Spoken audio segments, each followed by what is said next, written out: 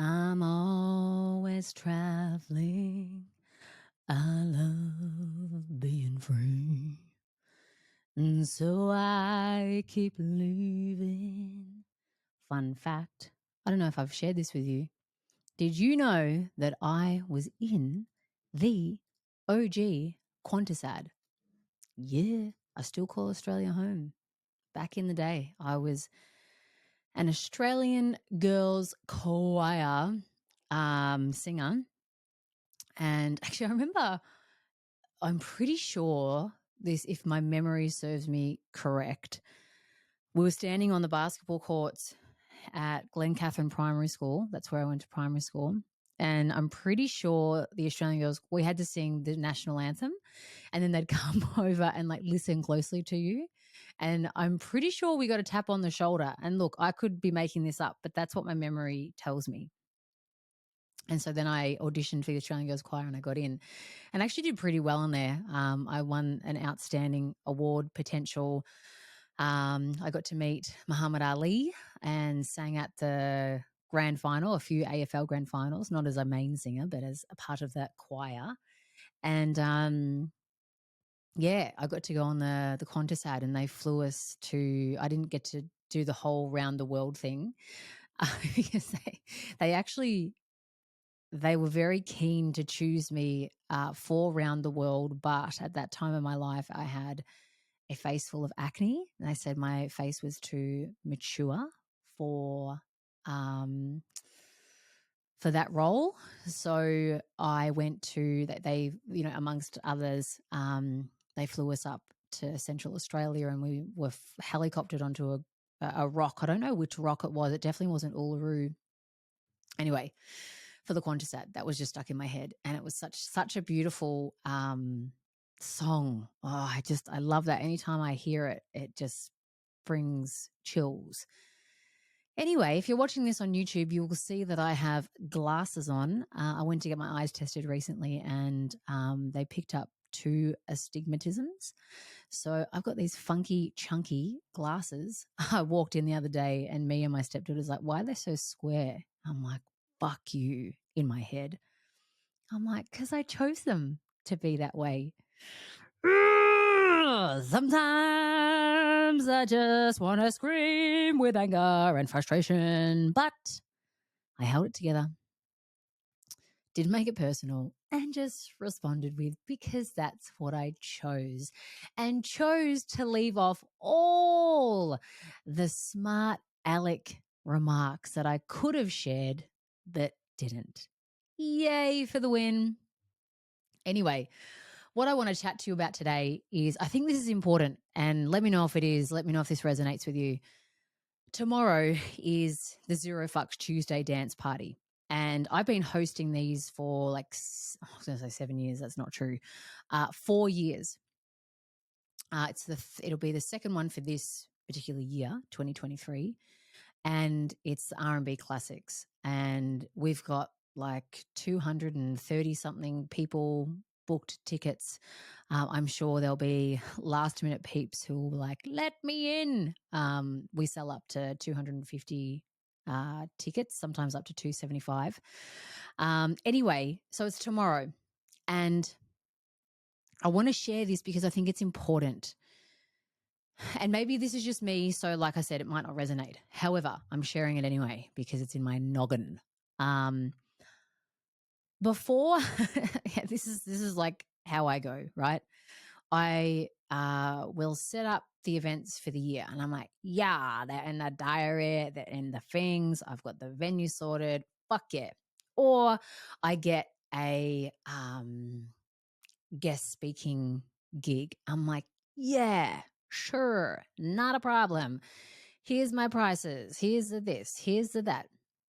And at the time that I'm locking it all in, I'm pumped. I'm like jazzed. I'm like, yeah, I got space. Yes, I've got time.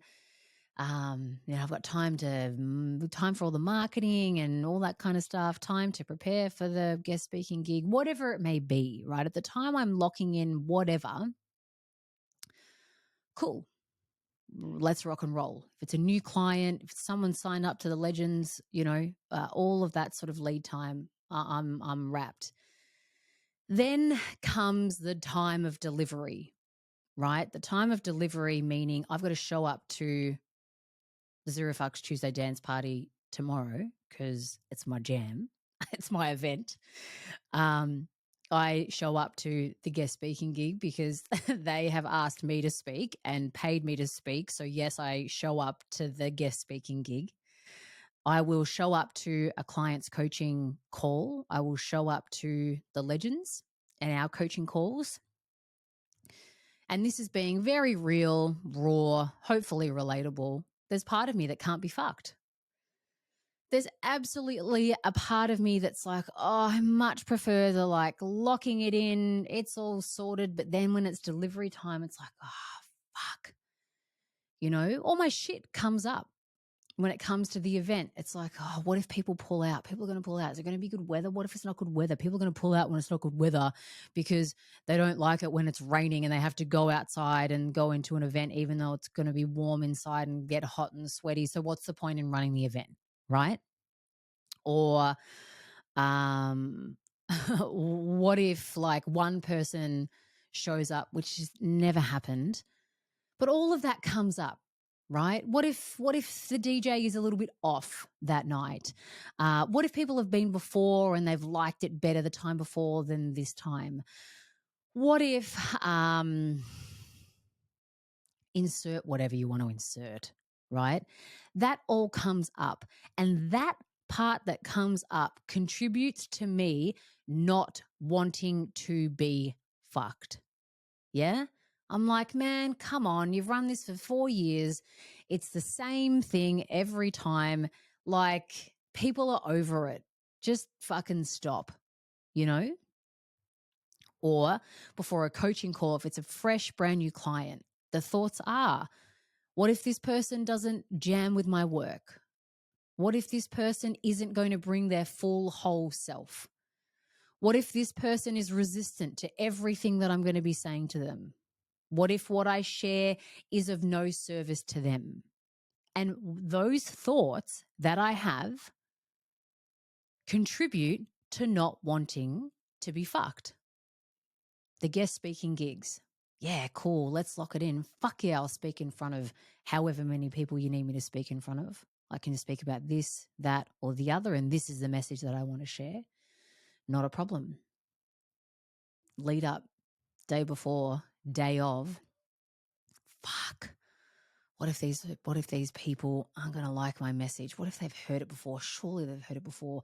Surely they don't want to spend time out of their day listening to some chick wang on about, you know, more stuff that it's going to inspire them, motivate them, empower them, you know?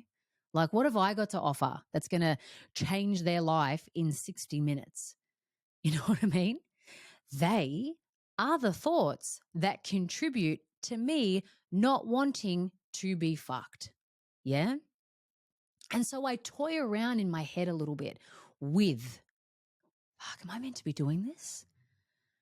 If I still have these thoughts, if these thoughts are here when I want to run an event, when I do run my events, when I show up to my coaching clients and calls, when I go and speak, like this is my fucking purpose. This is what I do for work. You know, this is what I do to make money. And if I have those thoughts every single time, am I not meant to be doing what I'm doing? When I come and when I'm like, yeah, let's like create a podcast and share a thing every week. And then I come to my desk every week and I'm like, oh, what the fuck am I going to talk about? What is real? What is raw? What is relatable? Surely the listeners are sick of you fucking wanging on about all the negative stuff in your head and then how you overcome it, cut. Those thoughts contribute to me not wanting to be fucked to continue recording on the podcast. So then I toy with the idea for a little bit. I play with it. I dance with it. Am I meant to be doing this? If these thoughts are there, am I really meant to be doing this? Is this for me? And the reason I bring this to you is because if you are following your dreams, following your path, following your purpose, creating it. And if you think that leaving a 9 to 5 job or whatever it may be to start your own gig, and that every day you're going to be like, fuck yeah, I can't wait to coach. Fuck yeah, I can't wait to record a podcast. Fuck yeah, can't wait to speak in front of whatever it is that you do, right? I know not all of you are in this realm of purpose. It might be something different. If you think that every single time you're going to rock up, farting rainbows out of your butt and like, yeah, I'm pumped, I'm excited. I don't know. I reckon you're setting yourself up for failure. Mentally, not actual failure, like mental failure. Because then when you do show up to a coaching call, or if you do show up to a guest speaking gig and you have those nerves and you have this and you have that, you will have those thoughts of like, oh, well, you might have those thoughts. Is this for me? Am I ready for this? Am I okay for this? And so the reason I share this vulnerably and this openly, which yes, at times I question because I'm like, wow, this is some pretty open stuff, that I'm talking about. My purpose here, as you're in my purpose, in your earballs, my purpose is in your earballs right now. And I'm talking about there's a part of me that can't be fucked recording a podcast. There's a part of me that cannot be bothered running my event tomorrow. There's a part of me that cannot be bothered turning up to a guest speaking gig. But at the time when I've locked it in, I'm super happy. And then at the time that I have to deliver, I'm not jammed. I'm not jacked. I mean, there's a part of me that is, there's a part of me that isn't. And then I play with the idea of, is this meant for me? Should I be doing something else? Should I just go start a farm and be with all the animals? And then I'll probably have the same fucking thoughts then too. And this is my point. This is my point.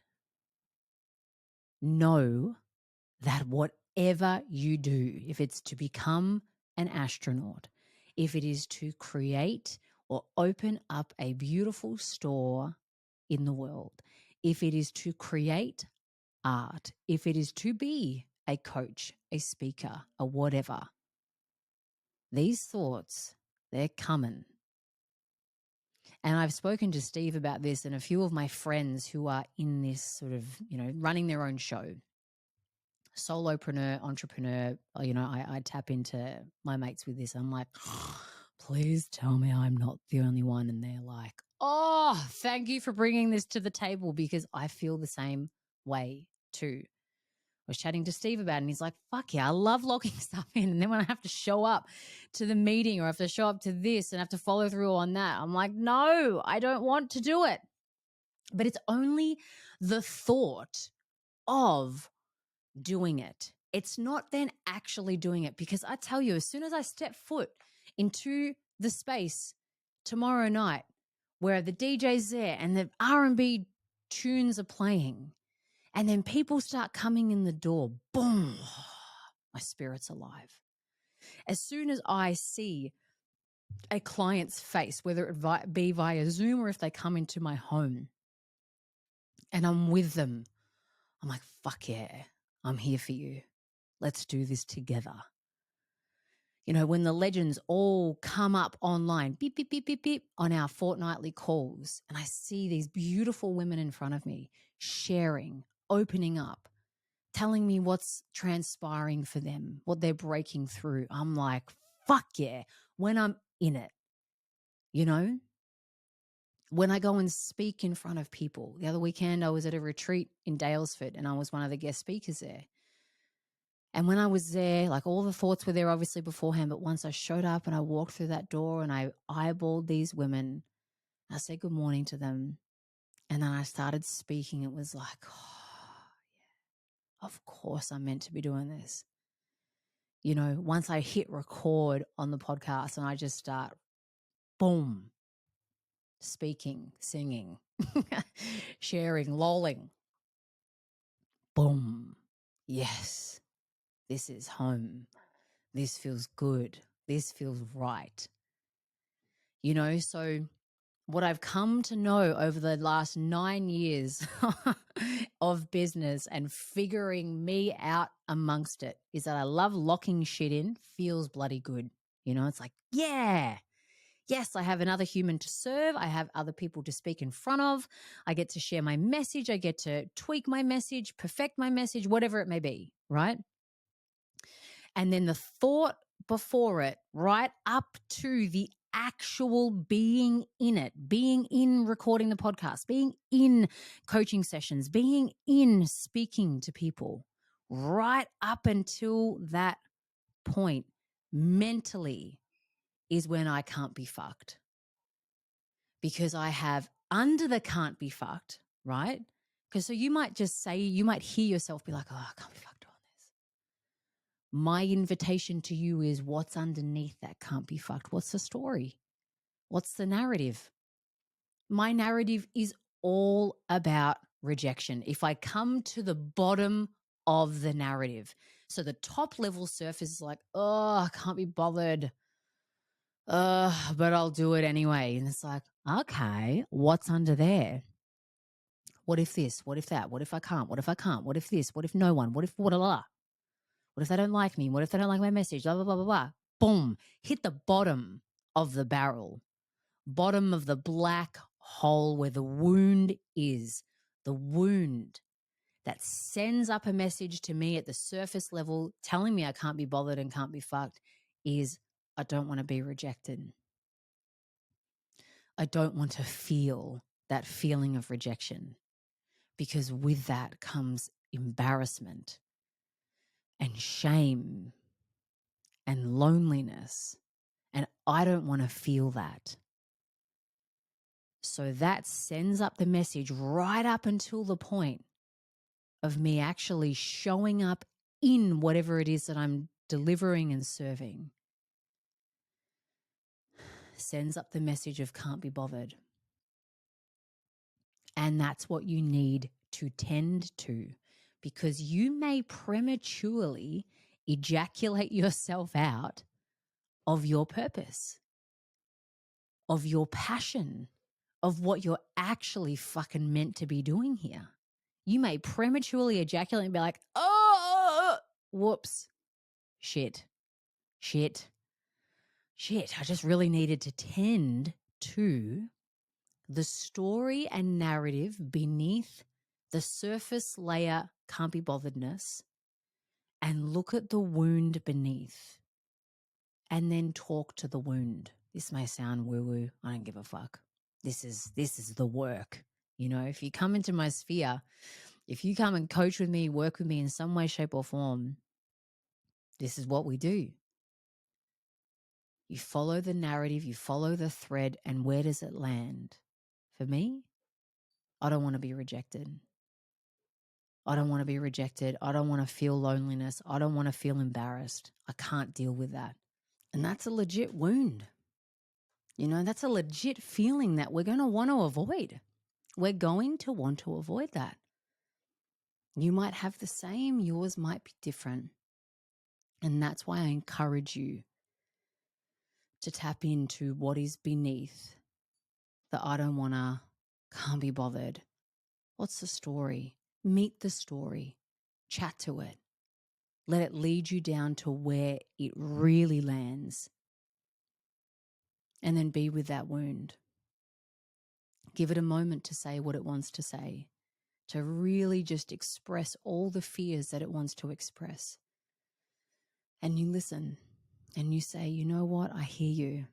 I get why you're wanting to protect me from creating this, opening that, going to your own event, going to speak in front of these people, serving another human. I get why you're trying to protect me from that.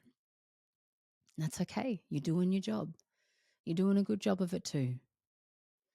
But I'm just going to let you know that I'm doing this anyway. I'm doing this anyway. I'm prepared and open and ready to feel whatever it is that I got to feel. I've got capacity to hold that. And I'm widening my capacity to hold that. That's okay.